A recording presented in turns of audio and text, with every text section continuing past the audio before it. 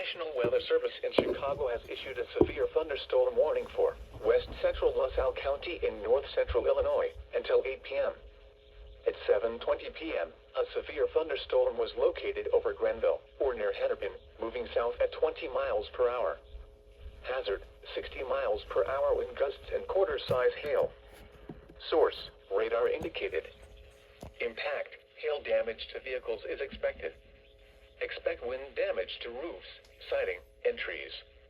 Locations impacted include Tonica, Loston, and Cedar Point. Remain alert for a possible tornado. Tornadoes can develop quickly from severe thunderstorms. If you spot a tornado, go at once into the basement or small central room in a sturdy structure.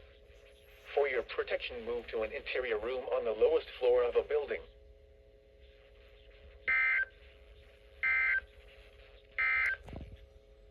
This is no